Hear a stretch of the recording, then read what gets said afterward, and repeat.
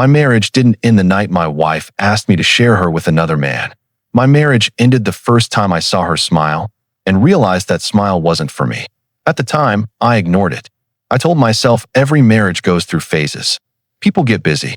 Feelings change. Life gets repetitive. I kept making excuses because accepting the truth would have meant accepting that the woman I trusted with everything was slowly becoming a stranger. Looking back now, that smile was the first crack in our marriage. I just didn't know it yet. If you'd asked me a year earlier whether Emily would ever betray me, I would have defended her without thinking twice. We'd been together for 9 years and married for 6. We weren't one of those couples who posted fake perfect pictures every weekend. We had a normal life. We worked, paid bills, argued over stupid things like what to watch on Netflix, laughed about them 10 minutes later, and ordered takeout almost every Friday night. It wasn't glamorous, but it was real. At least, I thought it was. About 3 months before our anniversary, little things started changing. Nothing dramatic. Nothing anyone else would have noticed. Emily suddenly became obsessed with looking her best. She bought expensive dresses she never wore around me before. She started going to the gym after work, even though she'd spent years saying she hated working out. She changed her perfume. Even her makeup looked different. Every time I complimented her, she'd smile politely and thank me, but it never felt like she was dressing up for me anymore. Then came the phone. For years, she'd leave it anywhere in the house without caring. Suddenly, it never left her hand. She carried it into the bathroom. She turned it face down whenever I walked into the room. Every notification made her glance at the screen, smile for a second, then lock it before I got close. I tried convincing myself everyone deserves privacy. But deep down, I knew there was a difference between privacy and secrecy. One Friday evening, we had dinner with our friends Jake and Melissa. Halfway through dinner, I noticed Emily checking her phone under the table every few minutes. Each time she looked at the screen, that same smile appeared again. Jake laughed and joked that someone seemed very popular tonight.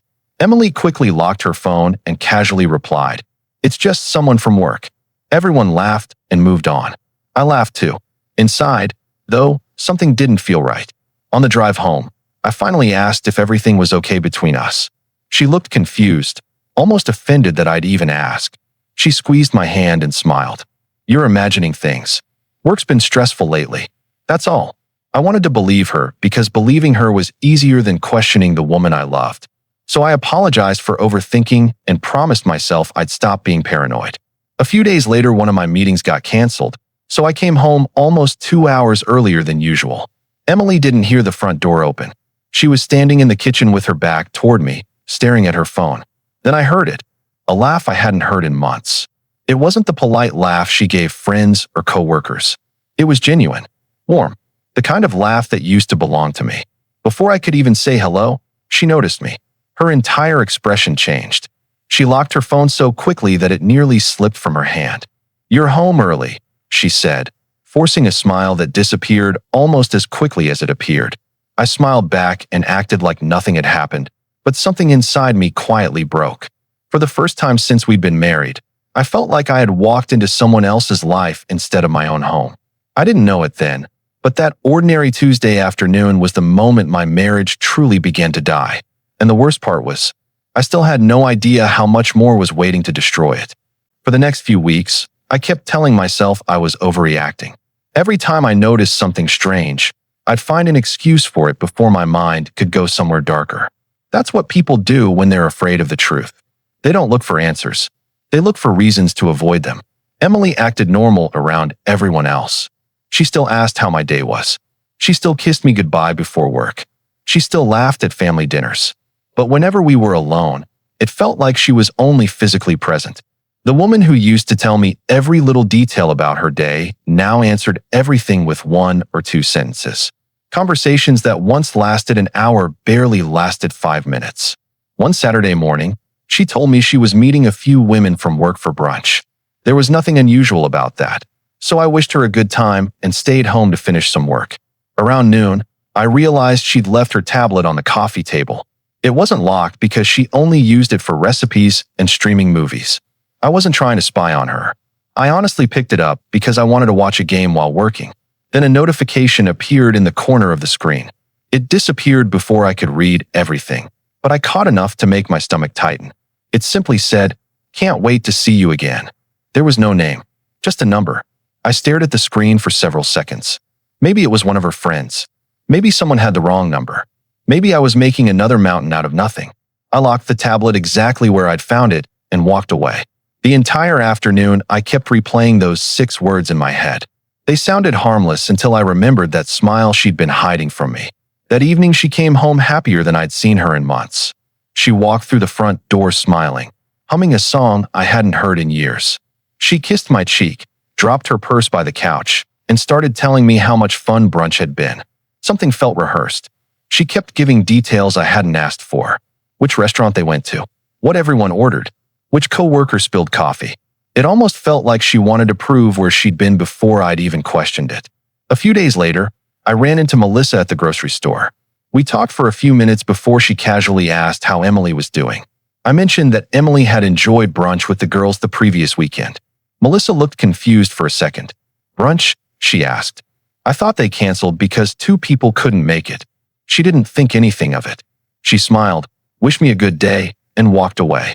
I stood there frozen beside the shopping carts. Emily had spent almost 20 minutes describing a brunch that apparently never happened. That night, I wanted to confront her immediately. I even practiced the conversation in my head while driving home. But the second I walked through the front door and saw her making dinner like nothing had happened, I lost my nerve. I kept asking myself the same question. If she lied about brunch, what else had she lied about? Over the next week, I stopped looking for excuses and started paying attention. I noticed she always stepped outside whenever certain calls came in. She started saying she had late meetings every Thursday, even though she'd never worked late before. She'd come home smelling like expensive cologne mixed with her perfume. At first, I thought I was imagining it. Then it happened again and again. The hardest part wasn't the suspicion.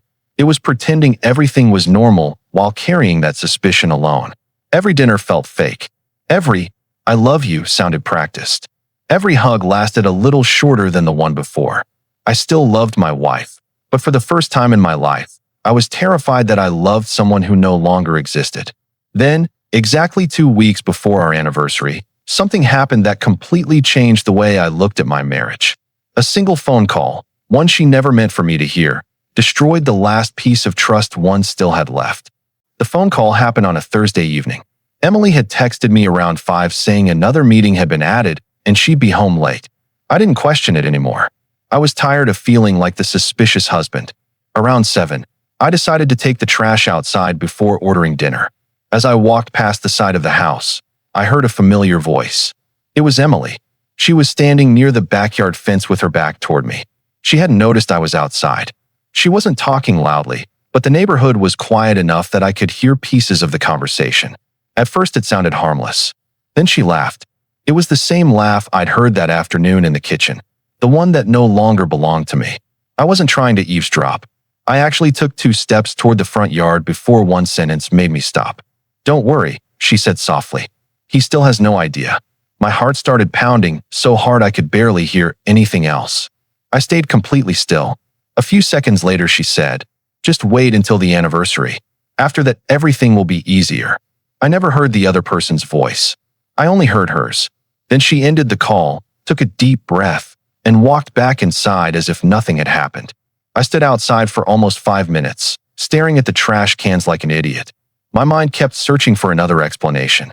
Maybe she was planning a surprise. Maybe she was talking about work. Maybe there was some innocent reason those words sounded so terrible. But every excuse I came up with died the moment I remembered the fake brunch, the hidden phone, the late meetings, and that smile. When I walked back into the house, she greeted me with a warm smile and asked if I wanted pasta or pizza for dinner. I looked at her face, wondering how someone could lie so naturally. I wanted to ask her who she had just been talking to. I wanted to ask what she meant by, "He still has no idea." Instead, I simply said pizza sounded good. That was the first lie I told in our marriage. I pretended everything was fine because I needed answers before I made accusations. That night, after she fell asleep, I lay awake staring at the ceiling. Every memory from the last few months started fitting together like pieces of a puzzle I never wanted to solve. The strange perfume, the hidden phone, the canceled brunch that somehow still happened, the late meetings. None of them proved she was cheating, but together they painted a picture I couldn't ignore anymore. The next morning, I made a decision I never thought I'd make. I wasn't going to confront her. Not yet. If she was lying, she'd simply deny everything. I needed the truth, not another excuse. From that day forward, I stopped asking questions. I stopped checking where she was going. I acted like the trusting husband she'd always known. The more comfortable she became, the more careless she started getting. Over the next several days, I noticed something else. Every Thursday, she wore the same blue dress. It wasn't her newest dress or her favorite one. It was just the one she always seemed to choose whenever she claimed she had a late meeting. Maybe it was a coincidence. Maybe it wasn't. Either way, I decided that the following Thursday, I wasn't going straight home after work. I had no plan. I wasn't looking for revenge. I wasn't even looking for proof that she'd betrayed me. Deep down, I was still hoping I'd discover I was completely wrong. I would have happily accepted feeling foolish if it meant saving my marriage. I had no idea that the next Thursday would answer every question I'd been too afraid to ask, and leave me with one truth that would change my life forever. The following Thursday felt longer than any workday I'd ever had. I couldn't focus on emails. I barely listened during meetings. Every hour, I looked at the clock, wondering if I was about to destroy my own marriage or prove that my fears had been nothing more than paranoia. Around 5 o'clock, Emily sent the same message she'd been sending almost every Thursday for weeks. Running late. Last-minute meeting. Don't wait for dinner. I stared at the text for nearly a minute before replying with a simple, "No problem. Drive safe." It was probably the calmest message I'd ever sent while feeling completely broken inside. Instead of driving home, I parked my car a few blocks away from her office. I hated myself for being there. I kept hoping she'd walk out with a group of coworkers, and I'd finally feel embarrassed for doubting her. Around 20 minutes later, people started leaving the building. Small groups laughed as they walked toward the parking lot. Then I saw Emily. She wasn't alone. She walked out beside a man I'd never seen before. He looked to be around our age, wearing jeans instead of a business suit, which immediately made me wonder if he even worked there. They weren't holding hands. They weren't kissing. If someone else had seen them, they probably would have assumed they were co-workers leaving after a long day. But it wasn't what they were doing that caught my attention. It was the way they looked at each other. She smiled at him with that same smile I'd been missing for months. He leaned closer every time she spoke, and she lightly touched his arm while laughing. It wasn't the touch itself that hurt. It was how natural it looked. I stayed in my car as they climbed into his SUV and drove away. For several seconds, I couldn't move. Part of me wanted to follow them. Another part wanted to start my car, go home, and pretend I'd never seen any of it. In the end, my heart made the decision before my head could. I followed them, staying far enough behind that they wouldn't notice me. They didn't drive to a hotel. They didn't disappear into some hidden neighborhood. They stopped at a quiet little restaurant about 15 minutes away. I parked across the street where I could see the entrance without being obvious. Through the large front windows, I watched them sit across from each other. They talked. They laughed. At one point, he reached across the table, and she didn't pull her hand away. I couldn't hear a single word they were saying, but I didn't need to. Their body language told me everything my heart had been refusing to believe. I sat in my car for almost an hour, staring through that window while the person I loved looked happier with someone else than she'd looked with me in a very long time. Oddly enough, I didn't cry. I didn't scream. I didn't even feel angry. I just felt empty. The kind of empty that comes when the answer you've been searching for is finally standing right in front of you, and you realize you were hoping to be wrong all along. When they finally left, I didn't follow them again. I simply drove home. Emily arrived about 40 minutes later carrying a takeout bag and smiling as she walked through the front door. "The meeting ran longer than expected," she said. "I grabbed us some food on the way home." I looked at the bag, then looked back at her face. She'd just lied to me without the slightest hesitation. I smiled, thanked her for dinner, and sat down across from the woman I barely recognized anymore. That night, while she slept peacefully beside me, I made a decision. I wasn't going to confront her tomorrow. I wasn't going to accuse her of cheating based on what I'd seen. If she wanted to lie, I was going to let her keep lying. Because something inside me kept saying there was still a bigger secret, and whatever she was planning for our anniversary hadn't happened yet. I decided I would wait. I would listen, and when the truth finally came out of her own mouth, I'd be ready. Waiting turned out to be harder than discovering the truth. Every morning, I woke up beside Emily wondering if this would be the day she'd finally tell me the truth herself. Every evening, She came home acting like nothing had changed. She still asked me how work was. She still reminded me to pick up groceries. She still kissed me goodnight. It was almost impressive how normal she could act while living two completely different lives. I stopped looking at her the same way. Instead of seeing my wife, I found myself studying her. Every smile, every excuse, every late meeting felt carefully rehearsed. The love I had for her wasn't gone yet, but trust had disappeared completely, and without trust, even the happiest memories started feeling fake. About a week before our anniversary, Emily surprised me by suggesting we celebrate somewhere nice. She booked a table at one of the most expensive restaurants in the city without even asking if I wanted to go there. Normally, I'd have been excited because she'd never cared much about fancy dinners. This time something felt different. She seemed unusually enthusiastic, almost nervous. She kept saying our anniversary should be memorable. Every time she used that word, something twisted in my stomach. I didn't know why, but I had the strange feeling that she wasn't talking about celebrating our marriage. She was preparing for something else. 2 days later, I came home and found a small gift bag sitting on the kitchen counter. Emily quickly grabbed it before I could read the label. She smiled awkwardly and said it was just something she'd ordered online for a coworker's birthday. It wasn't the answer that bothered me. It was how quickly she'd invented it. She didn't pause. She didn't think. The lie came out naturally, like she'd been lying for so long that it no longer required any effort. That weekend, we visited my parents for lunch. My mother pulled me aside while Emily was helping in the kitchen. She quietly asked if everything was okay between us. I forced a smile and asked why she'd say that. My mom hesitated before answering. Emily seems distracted. Every time her phone lights up, she forgets everyone else is in the room. I laughed it off and told her work had been stressful for both of us.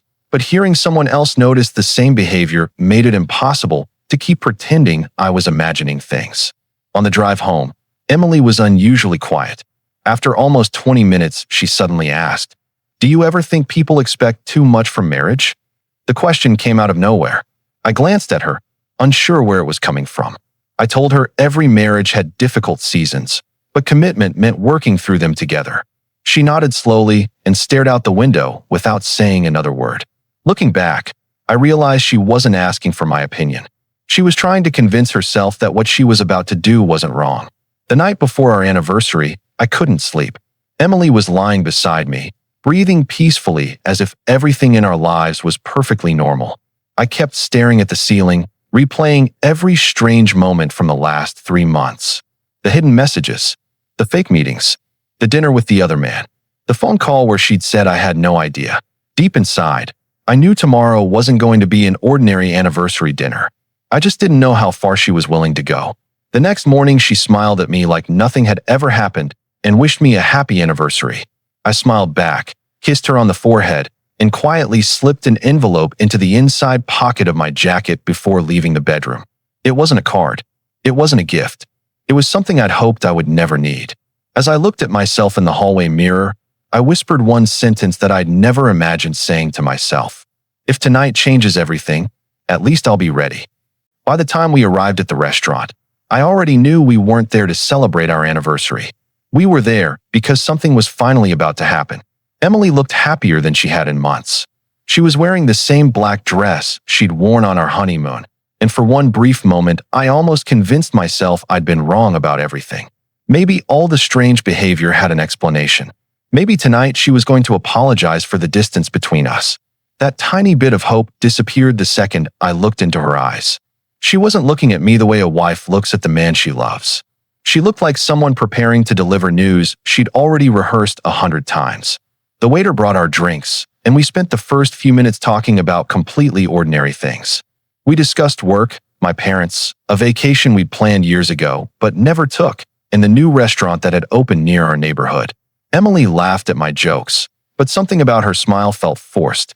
Every few seconds, she'd pick up her wine glass even when she wasn't drinking. She kept taking deep breaths like she was trying to calm herself down. I didn't say much. I simply waited because deep inside I knew the real conversation hadn't started yet. Finally, she placed her glass on the table and looked directly at me. "Can I ask you something?" she said quietly. "Just promise you won't get angry before you hear me out." I smiled and nodded. "Go ahead." She hesitated for a few seconds before speaking again. You know I love you, right? Hearing those words actually made my stomach sink. I'd heard enough stories to know people usually begin with that sentence when they're about to completely change someone else's life. She looked down at the table before continuing. I've been thinking a lot about relationships lately. I don't think one person can give us everything we need forever.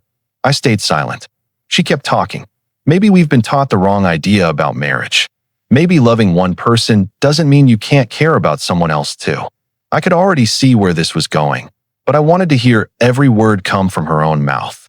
There would be no misunderstandings after tonight. After another long pause, she finally admitted it. I met someone a few months ago. She immediately raised her hand before I could react. Nothing physical happened, she said quickly. I'm serious.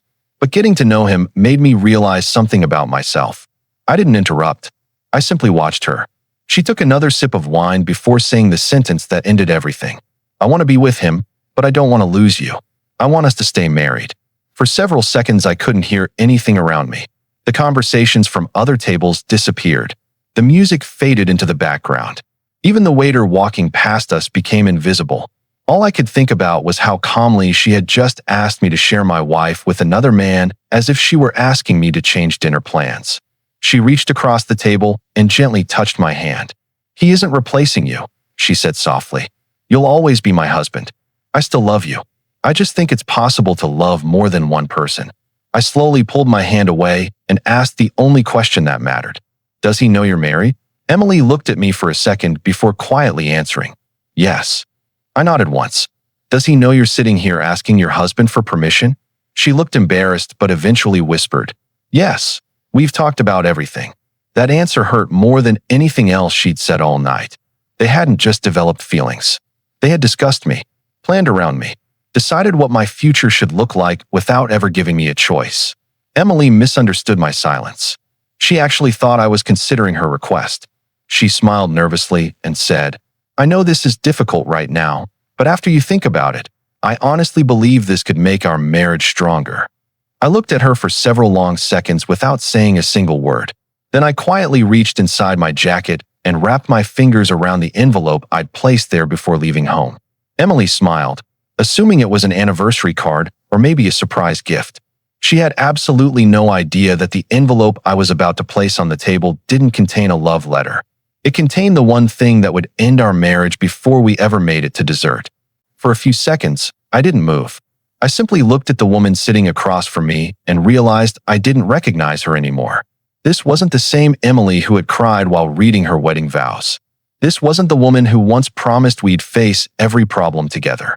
The person sitting in front of me honestly believed she could ask her husband to share his marriage and still expect him to thank her for being honest. I slowly pulled the envelope from my jacket and placed it in the middle of the table. She smiled the moment she saw it. You brought me a card, she said with a small laugh. I knew you were hiding something. She reached for the envelope without hesitation. I didn't stop her. The smile disappeared from her face almost immediately. She looked at the first page, then the second, then back at me. Her eyes searched mine, waiting for me to laugh and tell her it was a joke. I didn't. What is this? She whispered, even though she already knew the answer. I took a slow breath before speaking. Those are divorce papers. For the first time that entire night, Emily had nothing to say. Her lips moved, but no words came out. She looked around the restaurant for a second as if she'd suddenly become aware that other people existed. Then she leaned forward and lowered her voice. You're seriously divorcing me over one conversation? I couldn't believe she'd said that. Not over the lies. Not over the secret meetings. Not over another man. In her mind, the problem was my reaction. I looked at her calmly and said, No, Emily, I'm divorcing you because this conversation started months ago. Tonight is just the first time you decided to let me hear it. She stared at me, confused. What are you talking about? I leaned back in my chair. The fake work meetings. The brunch that never happened. The phone you suddenly couldn't live without. The man you had dinner with while telling me you were stuck at the office. Did you really think I never noticed? Every sentence drained more color from her face. She opened her mouth several times, trying to find the right explanation, but every excuse died before it reached her lips. I was going to tell you everything, she finally said. I couldn't help smiling, but there was no happiness behind it. Really? When?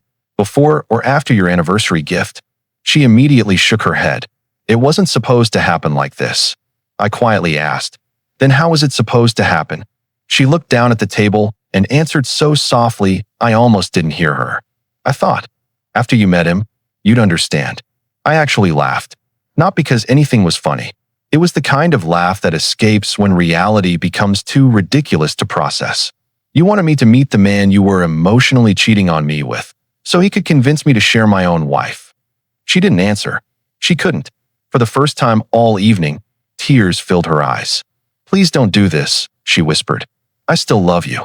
I looked at her for several seconds before replying. Emily, people don't spend months lying to someone they love. They don't build a future with someone else while asking their husband to stay as a backup plan. She started crying quietly, but something inside me had already changed. A few months earlier, seeing her cry would have broken my heart. Tonight, I just felt tired. I realized I wasn't mourning the end of my marriage anymore. I'd been mourning it for months without even realizing it. I stood up, placed enough cash on the table to cover the entire dinner, and picked up my jacket. Emily reached for my wrist before I could walk away. Her hand was shaking.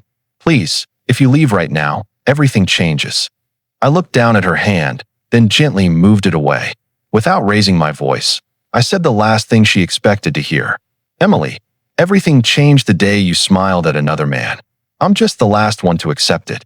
Then I turned around and walked toward the restaurant door, believing the hardest part of my life was finally over. I was wrong, because before I could even reach my car, someone called my name from behind, and hearing that voice changed everything again. I had barely taken a few steps toward the parking lot when I heard someone call my name. I turned around expecting it to be Emily, but it wasn't. It was Jake. My first thought was that he'd somehow seen everything. He looked surprised to see me standing outside the restaurant alone. Before I could say anything, he asked if everything was okay because Emily had just called Melissa crying so hard she could barely speak. I forced a small smile and told him it had been a rough night. He studied my face for a few seconds before quietly saying, I don't know what's going on, but whatever it is, I think you deserve to know something. We walked a little farther away from the entrance.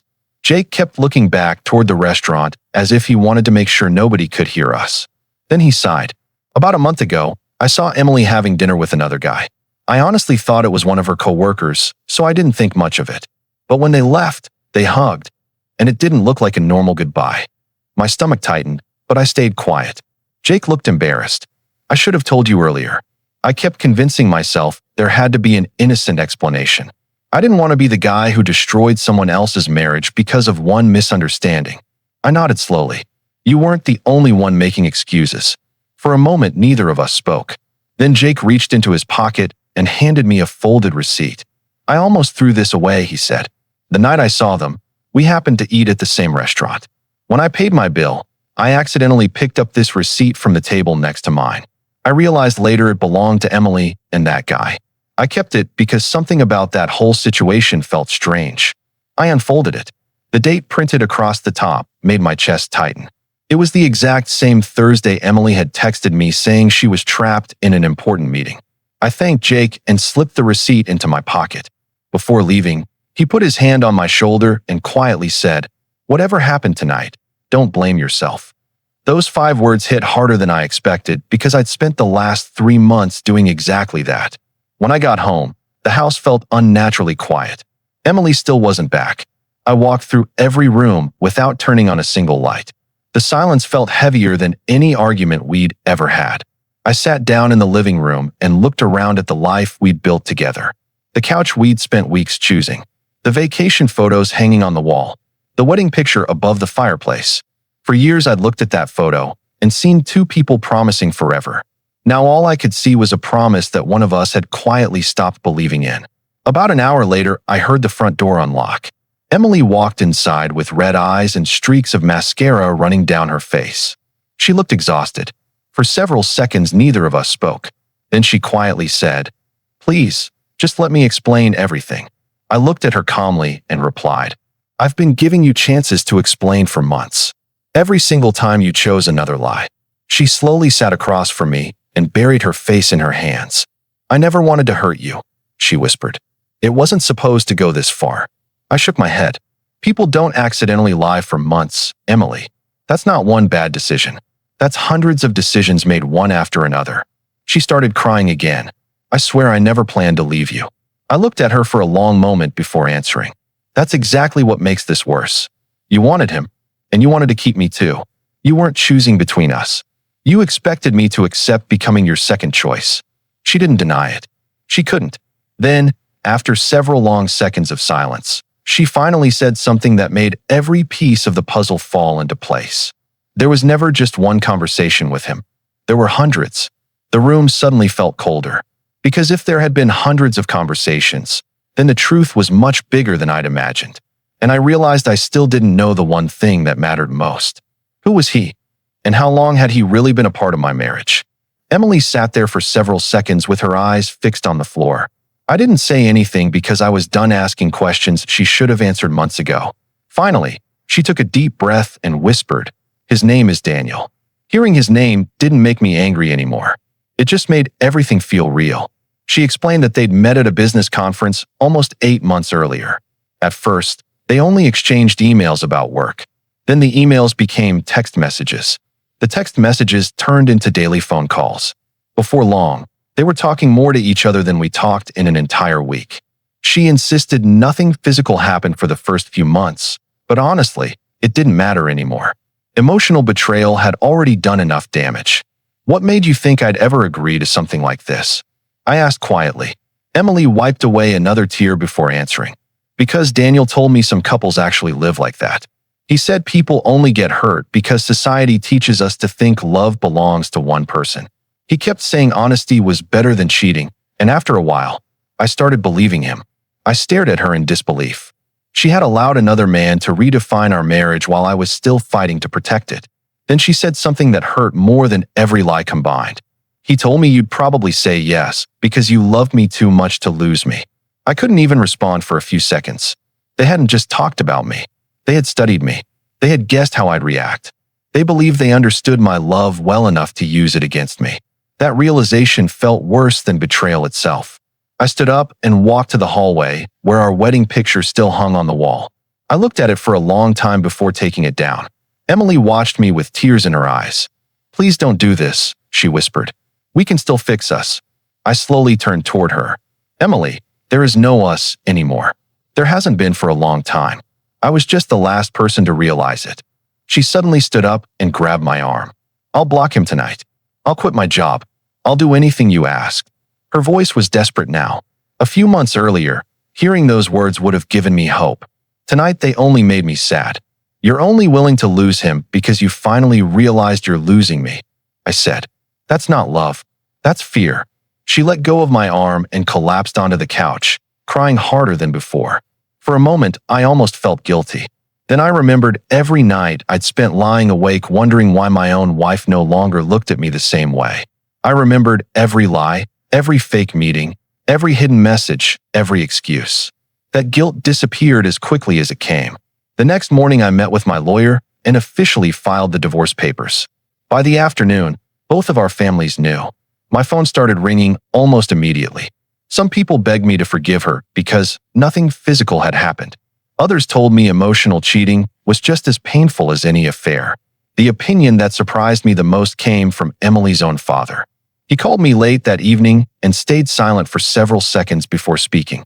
"I love my daughter," he said quietly. "But if everything you told me is true, you made the right decision." Those words didn't make me happy. They simply confirmed something I'd already accepted.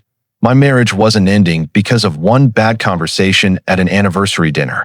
It was ending because the woman I loved had spent months building a future with someone else, while expecting me to quietly accept whatever was left.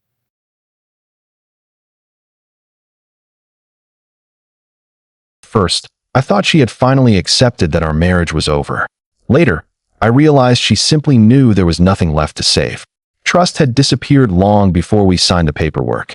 Over the next few weeks, we only saw each other when our lawyers needed signatures or documents. Every meeting felt cold and uncomfortable. We were two people who had once promised to grow old together, now struggling to make eye contact for more than a few seconds. The silence between us said more than any argument ever could. About 6 weeks after everything ended, I received one final text from Emily. She asked if we could meet one last time.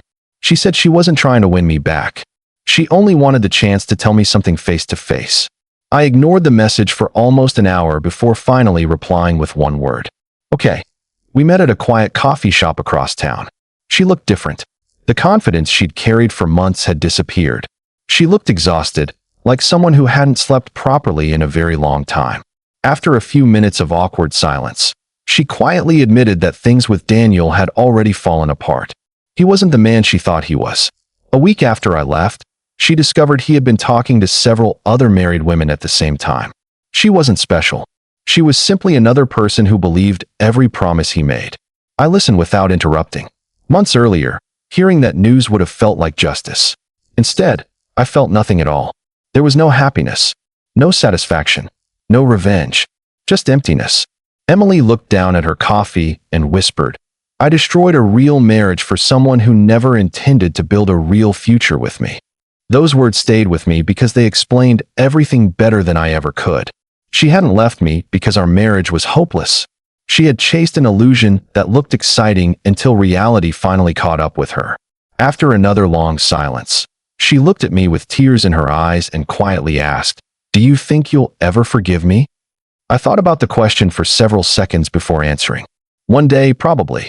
She looked relieved for a moment until I continued speaking. But forgiveness isn't the same as trust. I can forgive what happened because I don't want to carry this pain forever. That doesn't mean I could ever trust you again. Some things break once, and they never fit back together the same way. She slowly nodded because deep down she already knew that. Before we left, Emily apologized one last time. Not for asking to be with another man. Not for wanting a different kind of marriage. She apologized for every lie that came before that conversation. She admitted that if she'd been honest with herself from the beginning, none of us would have ended up sitting in that coffee shop as strangers. I thanked her for finally telling the truth, wished her a peaceful life, and walked away without looking back. That was the last time I ever saw the woman I once believed I'd spend the rest of my life with.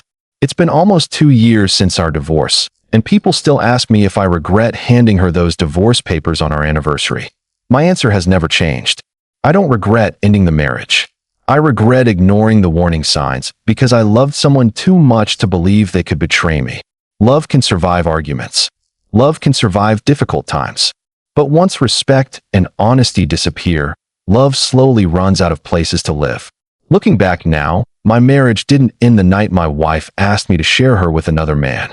It ended the day she gave someone else the smile, the attention, and the honesty that had once belonged to us.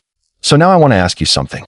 If the person you loved asked you to accept another relationship instead of ending your marriage, would you try to save it? Or would you walk away the moment they asked? I'd really like to know where you think the line between honesty and betrayal should be drawn.